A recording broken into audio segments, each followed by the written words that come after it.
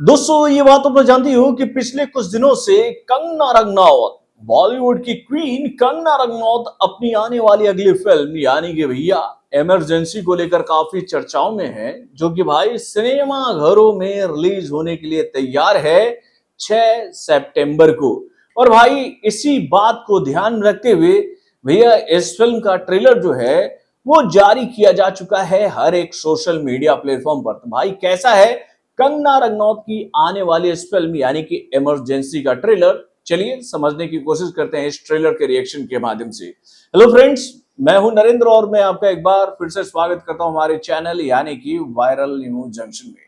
तो दोस्तों इससे पहले कि मैं आप लोगों के सामने इमरजेंसी के ट्रेलर का रिएक्शन रखूं भैया, उससे पहले मैं आपको एक अहम जानकारी देना चाहूंगा जो कि भैया जुड़ा हुआ है इस फिल्म के मुख्य कलाकार और इस फिल्म के राइटर डायरेक्टर के साथ में।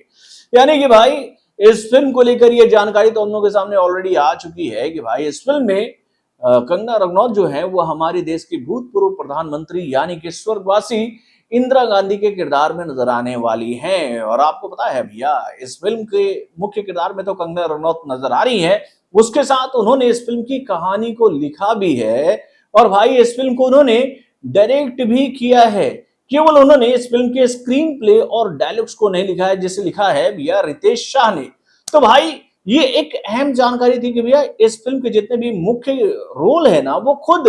कंगना रनौत ने निभाए हैं, यानी कि डायरेक्शन वाला, राइटिंग वाला और मुख्य किरदार वाला। और उसके बाद भैया कंगना रनौत की इस फिल्म को लेकर ये जानकारी हम लोग के सामने आई है कि भैया इस फिल्म को बनाने के लिए कंगना रनौत ने अपना सब कुछ दांव पर लगा दिया है। इवन इनके मुंबई वाले बंगले को भी लेकर ये जानकारी हम लोग के सामने आई है कि उन्होंने इस फिल्म को बनाने के लिए उसे बेच डाला मेरे भाई।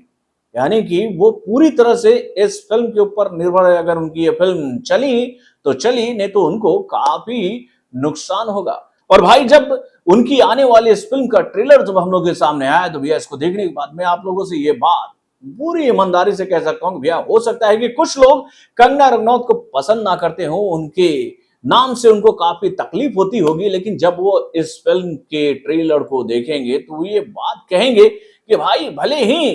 कंगना रनौत से हमारी पर्सनल दुश्मनी है, लेकिन वो जिस तरह का अभिनय अपनी फिल्मों में करती है वो सुपर से ऊपर होता है। वाकई में इस फिल्म में कंगना रनौत जिस तरह से भाई इंदिरा गांधी का किरदार निभा रही है वो काबिले तारीफ है। यानी कि ऐसा लग रहा है कि भैया उन्होंने इंदिरा गांधी के जीवनी को पूरी तरह से अपने अंदर में ढाल लिया है और उस जीवनी को वो जीती नजर आ रही है। वाकई में दोस्तों बहुत ही शानदार ट्रेलर आया है ये। और इस फिल्म के ट्रेलर के माध्यम से कंगना रनौत जो है वो ये बात बताने की कोशिश कर रहे हैं इंडियन ऑडियंस को कि भाई इस फिल्म के माध्यम से वो इंदिरा गांधी के जीवन के हर एक पहलू को दिखाना चाहते हैं इंडिया को कि भैया इंदिरा गांधी ने इस देश के लिए क्या किया है, उनके शासनकाल में क्या क्या हुआ और उनको क्यों कहा जाता है भाई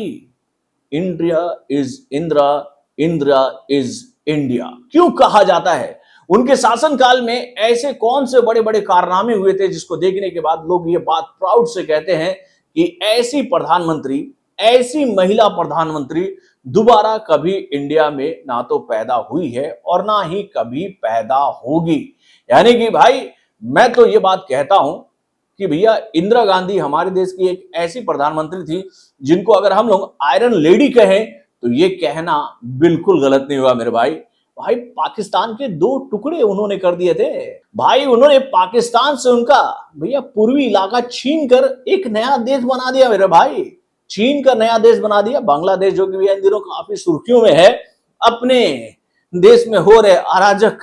घटनाक्रमों की वजह से। तो दोस्तों वाकई में फिल्म का ट्रेलर बहुत ही जबरदस्त है और इस फिल्म के माध्यम से आपको इंदिरा गांधी के जीवन के वो कई सारे कठिन पहलुओं को देखने को मौका मिलेगा कि उन्होंने अपने शासनकाल को किस तरीके से आगे बढ़ाया था और किन किन परिस्थितियों से जूझते हुए उन्होंने भारत की उन्नति, तरक्की और भैया प्रगति के लिए कार्य किए थे। तो दोस्तों वाकई में ट्रेलर तो मुझे काफी पसंद आया है और भाई वाकई में कंगना ने यह बात साबित कर दिया है कि भैया वो किसी भी किरदार में जब आती है ना तो भाई वो किरदार जी कर दिखा देती है। और भाई इस ट्रेलर में आपको एक किरदार ऐसा भी दिखेगा जिसको देखकर आप ये बात कहोगे कि भैया